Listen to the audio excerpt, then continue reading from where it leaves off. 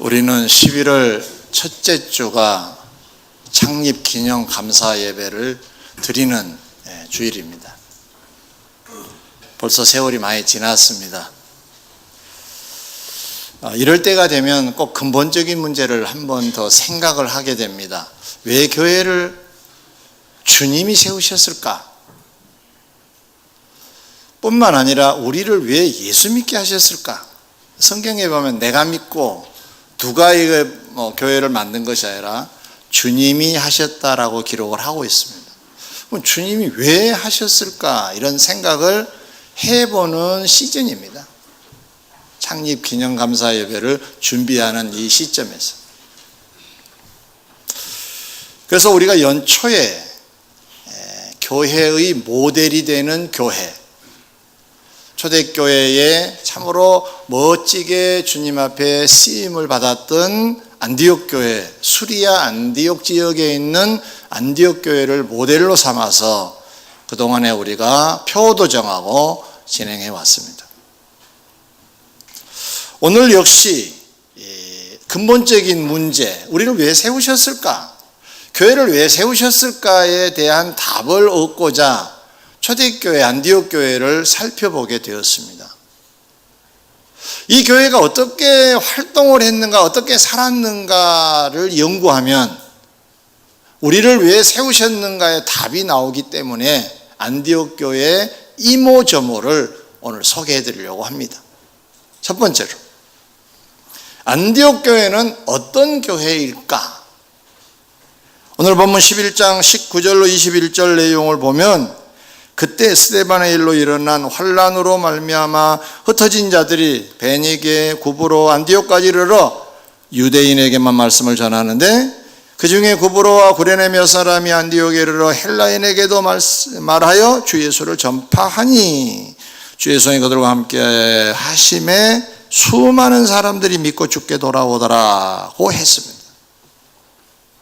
핵심된 주제는 예루살렘에서 예수 믿는다고 핍박이 심하자 이것저것 피신을 하게 됐어요. 그 일부의 사람들은 안디옥이라고 하는 저 북쪽 지역 수리아 안디옥까지 도망을 간 겁니다. 거기 가서 살고 있는 헬라인들, 그러니까 유대인들도 일부 있었지만 대부분 헬라인들이었는데 그들에게도 복음을 전파했다는 내용입니다. 그러자 사람들이 예수를 믿겠다고 오는 사람들이 많아졌다는 내용입니다. 안디옥 교회는 그러면 어떤 교회냐? 좁혀 묻고 답을 한다면 전파하는 교회. 뭘 전파했느냐? 예수 그리스도를 전파한 교회였다. 그래서 사람들이 많이 모여서 교회다운 교회로 성장할 수가 있었다. 이렇게 말씀을 정리할 수 있겠습니다. 그러면 안디옥 교회는 무슨 교회냐, 어떤 교회냐라고의 질문에 예수를 전파한 교회다라고 했는데 왜 이런 일을 하게 되었을까? 답은 그렇다고 치고 왜 이 일을 그렇게 했을까? 좀 더 근본적으로 올라가 봅니다.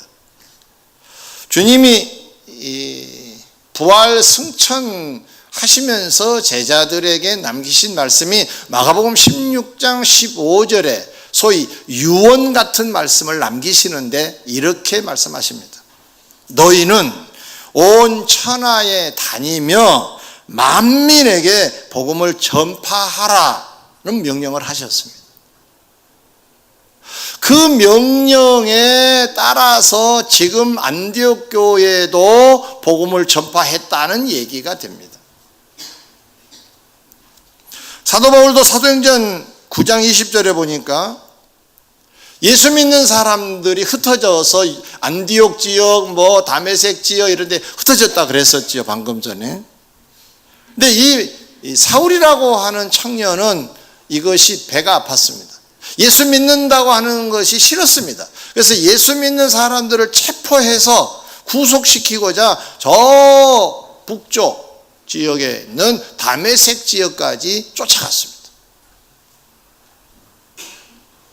그런데 가다가 갑작스럽게 도상에서 빛으로 나타나신 예수님을 만나게 됩니다.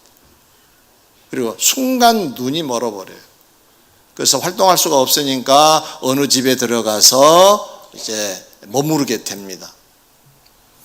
동시에 그 동네, 이 다메섹 동네에 아나니아라고 하는 예수님의 제자, 예수님을 잘 믿는 자가 있었는데 이 사람에게 주님이 계시하시기를 어느 집에 사울이라는 청년이 있으니 가서 네가 안수를 해줘라 라고 하는 명령을 아나니에게 하십니다. 아나니아는 처음에 거부를 합니다. 주님, 그는 예수 믿는 사람을 핍박한 사람입니다. 그 일로 지금 이 동네에 와 있습니다. 근데 어떻게 내가 가서 도와줍니까? 못합니다. 그 사람은 아마 쇼를 해서 우리를 색출하여 이제 구속시키려고 지금 그러고 있을 겁니다.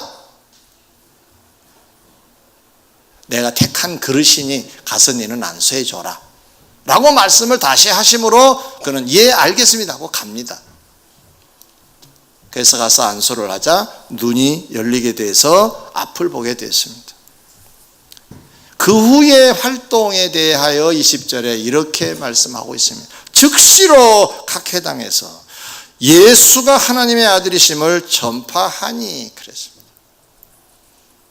이 사람은 전파의 명령을 구체적으로 아직 받지 않을 때인데 이것을 자기만 가지고 자기만 구원받는다는 것이 이게 편치 않았습니다.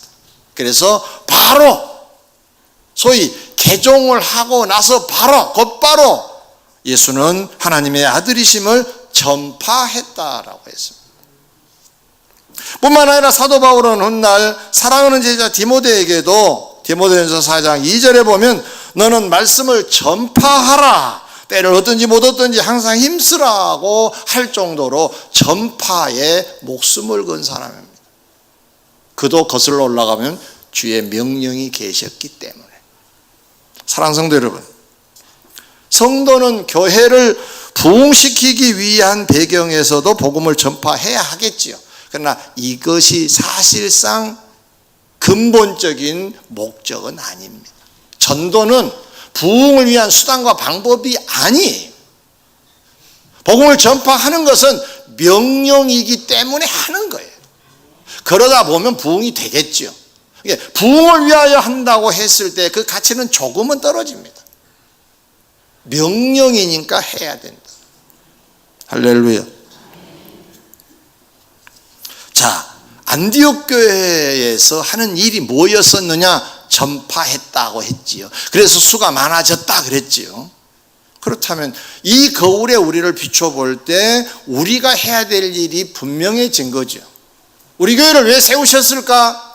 우리를 왜 예수 믿게 하셨을까? 답은 하나입니다. 예수 그리스도를 전파하라고. 할렐루야. 신자로만 살라고 하시지 아니하고 이제는 전파자가 되라고 이렇게 안디옥 교회에서 바로 이 일을 시행하게 되었다는 사실입니다. 두 번째입니다. 안디옥 교회는 어떤 교회일까요? 사도행전 11장 22절 이하에 보면 예루살렘 교회가 이 안디옥 교회의 소문을 듣게 돼요. 많이 사람들이 모인다고 한다.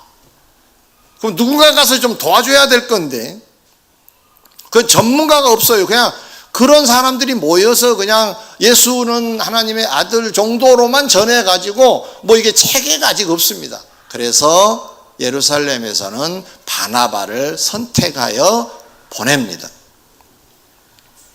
그 바나바 때문에 사람들이 더 많이 모였다고 성경에 되어 있어요. 그러면 이 바나바를 조금 연구해 봐야 되겠죠. 성경에 보니까 그가 도착하자마자 안디옥 교회 성도들이 많은 것을 보고 기뻐했다 그랬습니다. 이거 별것 아닌 것 같은데 사실상 이 안디옥 교회와 바나바는 직접 관계가 없습니다. 자기 일도 아니에요. 그냥 교회는 교회고 자기는 자기 이제 막 온 사람이에요. 근데 그 장면을 보고 기뻐했다. 그러면 기뻐하는 것은 마음속에 뭔가 있다는 얘기잖아요. 그 뒤에 성경에서는 뭐라고 표현해요? 그는 착한 사람이라고 되어 있습니다. 여러분 어떠세요? 누군가가 좋은 일을 만났으면 함께 행복하고 축하하고 즐겁게 해주면 그 사람은 정말로 가까운 사람입니다. 근데 괜히 심통이 나면 먼 사람입니다. 가깝고 먼 당신이란 말이 있습니다. 가깝게 있는데 먼 당신들 또 있습니다. 여러분 어떠세요? 교회가 참 좋은 소식이 많아요. 그러면 행복하세요? 슬프세요? 여러분 행복하시죠? 여러분은 참 가깝게 계십니다.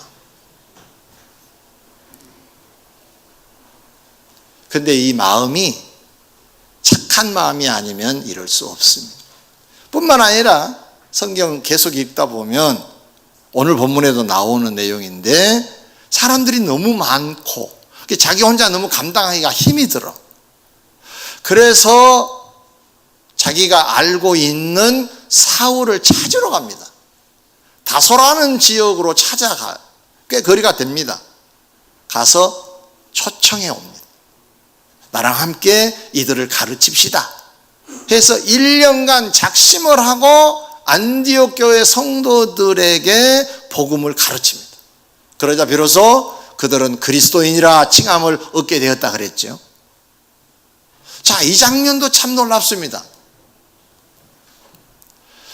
지금 이 교회를 위하여 자기의 어떤 자리에 연연하지 아니하고 더 위대해질 수 있는 사울을 초청하여 그 자리를 지금 주고 있는 장면입니다.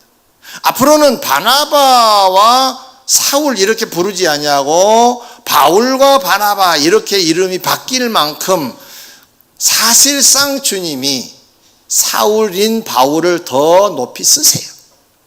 이걸 모르지 않습니다. 바나바는. 그럼에도 불구하고 그를 초청하여 함께 일하게 합니다.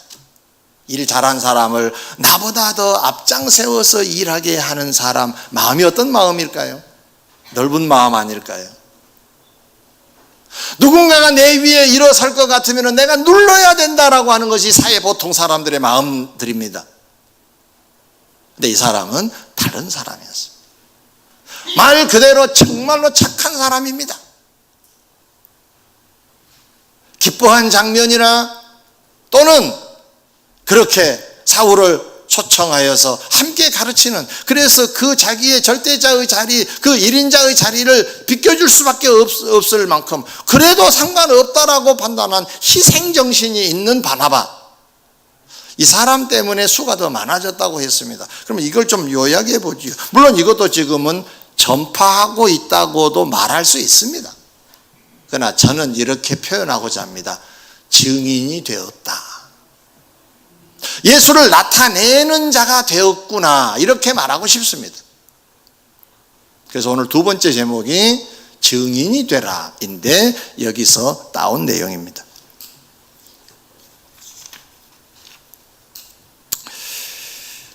여기뿐만 아니라 안디옥 교회는 29절 30절 밑으로 내려가 보면 예루살렘 교회가 큰 흉년이 들었다고 하는 소식을 접하고 나서 어떻게 하느냐, 부조 보내는 일을 할 정도로 증인의 삶을 넉넉하게 살아낸 교회입니다. 그때 누가 있었느냐? 바나바가 있었습니다. 바나바를 닮은 성도들이 증인의 삶을 지금 보여주고 있습니다. 신자의 자리에서 전파자의 자리로, 전파자의 자리에서 온몸으로 생활로 예수 그리스도를 나타내게 하는 증인의 삶을 지금 이들은 보여주고 있습니다. 사도 바울도 디모데전서 4장 15절에서 이 모든 일에 전심전력하여 너희 성숙함을 모든 사람에게 나타나게 하라. 네가 신앙생활 잘하고 있는 것을 다른 사람들에게 보여줄 정도가 돼야 된다, 이런 얘기입니다. 이건 무슨 얘기일까요? 삶을 통해서, 모든 일이니까 그 일을 통해서 예수 그리스도가 나타나게 하라는 거잖아요. 제 표현으로 증인이 되어야 된다는 말씀입니다.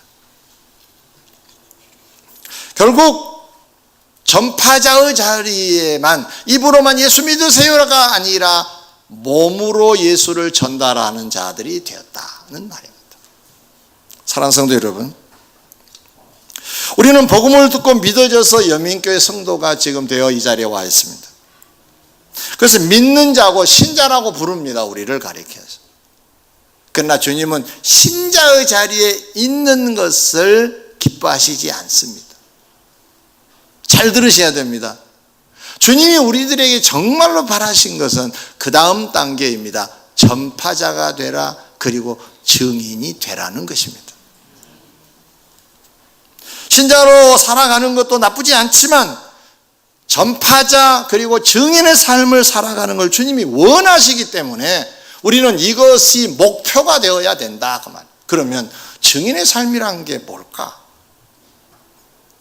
모든 일에 전심전력하여 예수 그리스도가 나타나는 일이 되어야 된다고 그랬는데, 그냥 제가 정리를 이렇게 좀 해보겠습니다. 사람이 대화를 하면 표정을 보게 됩니다. 표정을 보면은 나를 참 좋아하는구나 표정이 그 속에 있을 수 있어요. 할 수 없이 나를 지금 만나고 있구나 이런 표정이 있을 수도 있습니다. 표정 속에 마음이 있습니다. 표정을 용케 잘 숨겼다고 합시다. 참 처신 잘한 겁니다. 그런데 언행을 들어보니까 뭔가 뾰족뾰족 나온 게 있다. 마음입니다.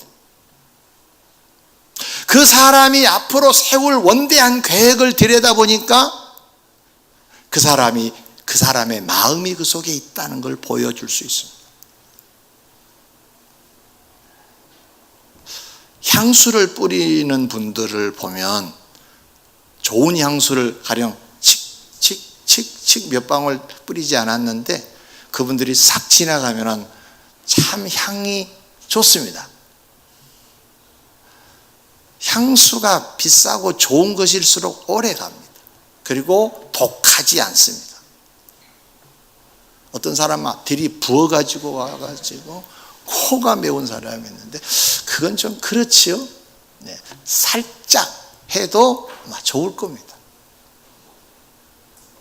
예수가 우리 안에 계시면 움직일 때마다 예수가 드러나야 된다는 얘기입니다.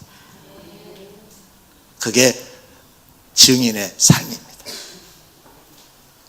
그러므로 우리의 표정 속에, 태도 속에, 언행 속에, 우리가 세우는 계획 속에 예수 그리스도가 담겨져서 누군가 와 진짜네, 믿으려면 저렇게 믿어야 되지 라고 한다면 이미 당신들은, 저와 여러분들은 증인이 되어 있는 것입니다. 네, 간혹 이런 경우가 있습니다. 잘 믿는 것 같았는데 아니네, 냄새도 안 나네. 그러면 증인으로의 삶은 아직 아닙니다. 굉장히 잘못 살고 있다 이런 얘기가 아니라 증인의 단계는 아직 이르지 아니했다라고 말할 수가 있습니다. 내가 누군가를 만났습니다. 내가 너무 거칠게 말합니다. 내가 거칠게 표정을 댑니다. 화를 버럭버럭 잘 냅니다.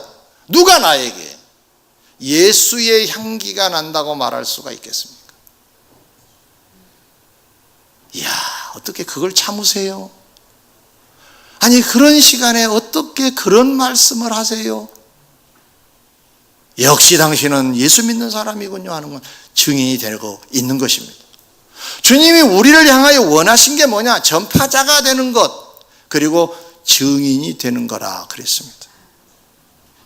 안디옥 교회가 그렇게 살았다면 저와 여러분들도 이렇게 살아야 될 줄 믿습니다. 왜냐하면 이 일로 여러분을 세우시고 저를 세우시고 이 일로 여민교회를 세우신 분이기 때문에 그분이 원하신다면 증인의 삶을 살고 있어야 맞지 않겠습니까? 세 번째, 마지막입니다. 안디옥 교회는 어떤 교회인가? 13장 1절로 3절을 읽었습니다. 제가 다시 한번 읽어드립니다. 안디옥 교회에 선지자들과 교사들이 있으니 곧 바나바, 니게르라는 시몬과 구레네 사람 루기오와 분봉한 헤롯의 젖동생 마나엠과 미사울이라. 주를 섬겨 금식할 때에 성령이 이르시되 내가 불러 시키는 일을 위하여 바나바와 사울을 따로 세우라 하시니 이에 금식하며 기도하고 두 사람에게 안수하여 보내니라 라고 기록하고 있는 걸 봤습니다. 안디옥 교회는 어떤 교회냐 답을 한다면 선교사를 파송한 교회입니다. 주님의 뜻은 신자로만 사는 것이 아니라 전파자, 신자의 자리에서 한 단계 올라가면 전파자가 됩니다. 예수 믿으세요? 내가 믿어보니까 좋던데요? 그게 전파작업을 하고 있는 겁니다. 교회 갑시다. 자세히는 몰라도 마음이 평안하고 좋던데요? 전파하고 있는 겁니다. 잘하고 계신 거예요. 여기에 여러분의 삶을 그동안에 인색했는데 약간 좀 여유롭게, 화를 바락바락 냈었는데 잘 참고, 교회를 다니다 보니까 이렇게 좀 변화가 일어났다. 여기서 짚고 넘어갑시다. 여러분, 하루아침에 변화가 되나요? 안 됩니다. 그러니까 실망할 것도 없고 낙심할 것도 없습니다. 물론 어떤 사람들은 교회 오니까 활동이 아주 왕성해서 굉장히 참 믿음이 좋은 사람인 줄 알았더니 가깝게 만나보니까 아니야. 그래서 실망해서 교회를 안 나온 사람들도 있어요. 근데 그분은 조금 애로사항이 있습니다. 왜냐하면 교회 여러분 딱 온다고 그냥 확 변합니까? 세월이 많이 지나야 됩니다. 저는 몇 년 신앙생활을 한지 여러분 잘 모르시죠? 저는 시골에서 교회를 다녔는데요. 4km 지점에 있는 교회가 최초로 나갔던 교회입니다. 그러니까 누가 나를 데려다 주는 사람도 없고 예수 믿어야 된다는 사람도 없었습니다. 근데 저 집안의 어른 한 분이 예수 믿는 분이 계셨습니다. 그분은 이제 순회하는 사업가인데 장사를 하시는 분인데 동네 오면 우리를 데려갑니다. 밖에서 활동하면 우리가 데려다 줄 사람이 없으니까 안 갑니다. 무슨 날인지도 모릅니다. 그래서 대충 계산해 보니까 크리스마스 때 한번 가고 추수 감사절 때 한번 가서 떡 얻어 먹고 뭐 주로 이런 정도, 1년에 한 많이 가야 4-5번 정도 그렇게 유년 시절을 보냈습니다. 그러다가 중학교 올라가서 이제는 잘 다니게 됐습니다. 그러니 목회만 해도 40년이 가깝고 신앙생활 하면은 수십 년인데 제가 예수님처럼 변화되어 있지 않습니다. 택도 없는 소리입니다. 누가 저를 어떤 면을 보면 실망할 수도 있습니다. 아니 목사가 맞아요. 그 지적이 맞지만 저는 죄송스럽지만은 하루아침에 안 바꿔지는 것이라고 제가 항변하고 싶습니다. 여러분도 그러지 않습니까? 증인으로 살려고 노력은 하되 누군가가 잘 못 살고 있는 것에 대한 실망은 하지 마시라고요. 왜냐? 우리는 사람이에요. 하루아침에 안 바뀝니다. 지금 그러나 바뀌어지고 있을 겁니다. 아멘. 바뀌어지고 있습니다. 아멘. 바뀌어지고 있습니다. 우리 장로님들도 시간이 가면 갈수록 바뀌어지고 있어요. 그냥 대표로 장로님 얘기한 겁니다. 완벽하지 않습니다. 자, 그런데 이렇게 증인의 삶, 전파자의 삶을 이제 사는 중에 지금 이 안디옥 교회를 향하여서 주님이 뭘 원하시느냐? 선교사를 파송하라는 거예요. 주의 뜻이라는 거잖아요. 그런데 여기서 잠깐 우리가 짚고 넘어갈 게 있습니다. 이 안디옥 교회는요, 우리가 여러 명 읽었어요. 니게르를 하는 시므온, 구레네 사람 루기오, 분봉한 헤롯의 젖동생 마나엔, 그리고 사울, 이 사람들을 분석하면요, 출신 지역이 다 다릅니다. 아프리카, 그다음에 헬라인, 그리고 유대인, 인종이 다양합니다. 그리고 사회 계층이 달라요. 왕족도 있었습니다. 공부 많이 한 사람도 있었습니다. 못한 사람도 있었습니다. 계층이 넓어요. 다양해요.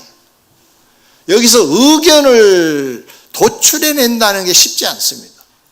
선교사를 보내자. 서로 아마 의견을 내다 보면 못했을 건데, 근데 어떻게 해서 이 선교사를 파송하게 되었을까? 우리가 방금 읽었습니다마는 13장 2절 중간에 성령이 이르시되, 13장 4절 두 사람이 성령의 보내심을 받아, 성령이 언급되고 있습니다. 이 말씀처럼 성령이 역사하셔서 이루어진 일이 선교사를 보내는 일입니다. 할렐루야. 이렇게 시작한 선교사 활동을 로마서 15장 23절 이하에 보니까 바울 얘기가 나오는데, 로마 교회를 향해 뭐라고 얘기를 하느냐? 나는 서바나를 가고 싶다. 나를 보내다오. 라고 얘기를 합니다. 전번에 잠깐 말씀드렸습니다만, 서바나는 당시 이 사람들의 입장, 위치에서 볼 때는 땅끝이라고 생각했습니다. 지금 스페인입니다. 근데 왜 이런 생각을 하게 되었을까? 예수님께서 마가다락방 성령이 충만한 때가 되면은 이렇게 될 것이라고 말씀하셨는데, 예루살렘과 온 유대와 사마리아와 땅끝까지 이르러 내 증인이 되리라라고 하는 말씀을 주셨어요. 그 생각이 났겠지요. 그래서 그 선교사의 그 영역을 땅끝까지 폭을 넓혀서 지금 본인도 가고 싶다는 겁니다. 후에 보니까 직접 디모데에게 에베소로 파송하는 것도 바울이 합니다. 디도에게는 그레데로 보내기로 작정을 해서 보냅니다. 사랑하는 성도 여러분, 우리 교회는 수가 많습니다. 1년도 아니고 10년도 아닙니다. 10년이 3번 지났습니다. 그리고 조금 있으면 이제 4번째 옵니다. 방금 전에 안디옥 교회는 어떤 교회냐? 1년이 조금 넘는 교회입니다. 놀랍지 않나요? 조금 넘는 교회입니다. 저는 이 말씀을 준비하면서 두려운 생각도 들었습니다. 안디옥 교회는 1년 조금 넘을 때 선교사를 파송한 교회인데, 우리 교회는 30년이 훨씬 넘은 선교사를 파송한 일이 없습니다. 물론 우리 교회가 선교의 문을 완전히 닫은 건 아닙니다. 닫아놓지 않았습니다. 여러분, 주보 맨 뒤쪽에 보면은 우리 교회가 선교하는 교회 이름이 쭉 나오는데, 국내외를 합해서 한 20여 교회, 외국 지역이 아프리카, 태국, 필리핀 많이 나오는입니다. 그 이상 지금 매월 얼마씩 선교비를 선교위원회에서 보내고 있습니다. 여러분의 헌금으로. 선교의 문을 닫은 교회는 아니지요. 그리고 우리 여성교에서 주관이 된 아나바다,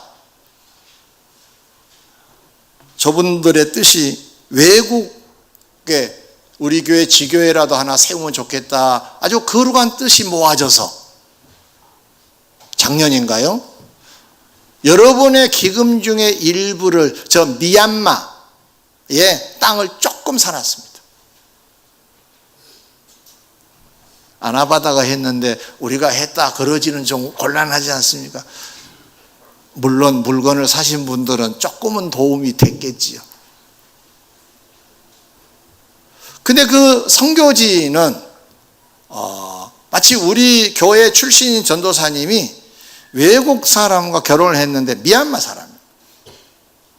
선교사로 필리핀에 가 있다가 미얀마로 옮겨가지고 미얀마에서 이제 선교 사업을 하는데 그 남편의 꿈이 아주 커가지고 미션 스쿨을 하고 싶다고 해서 어린아이부터 대학원까지 그런 큰 꿈을 꾸고 땅을 이제 구입을 하고 있다고 하는 얘기를 들었습니다. 그 얘기를 듣는 중에 또 이런저런 대화 중에 땅 일부를 우리가 그 옆에 사놓으면 이 다음에 우리 지교회라도 하나 세울 수 있겠구나. 그러면 우리 교회 출신들 중에 선교의 꿈이 있으면 보내면 좋겠구나 이런 생각을 하게 돼서 땅 조금 사놨습니다. 엄청 사놓은 거 아닙니다. 조금 사놨습니다. 아나바다의 이름으로, 여민교회 아나바다 이름으로. 그러고 보면 선교의 문을 완전히 닫은 교회는 아니죠. 조금 열어뒀죠. 그러나 안디옥 교회는 1년 남짓 된 교회인데 이랬다고 한다면 조금 부끄럽죠. 우리는 30년이 넘었습니다.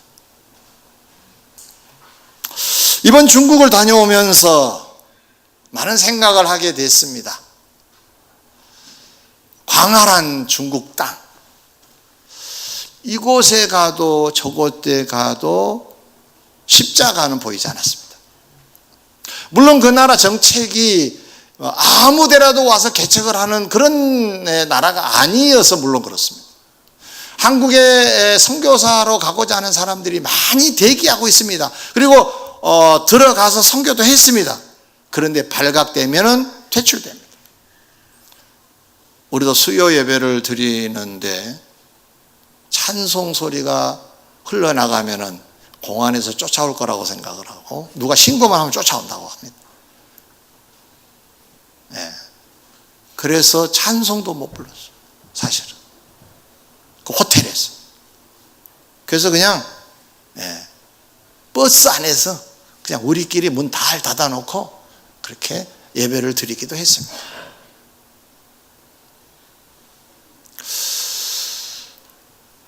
선교의 오지 중국, 그렇게 표현해도 되겠죠. 그러면 오지가 중국만 오지냐? 북한은 더 오지입니다. 두 나라만 오질까요? 인도, 아프리카 곳곳에 선교사들도 가 있는 곳도 있지만 선교의 오지에 해당되는 지역이 아직도 많이 있습니다. 이 말은 무슨 말일까요? 역으로 말하면 선교사가 여전히 필요하다는 얘기가 되죠. 우리 교회도 여기에 일조를 해야 될 줄 믿습니다. 크게 아멘. 더 크게 아멘. 왜? 주님이 원하신 일이니까. 전파자가 되라, 증인이 되라, 선교사를 보내라.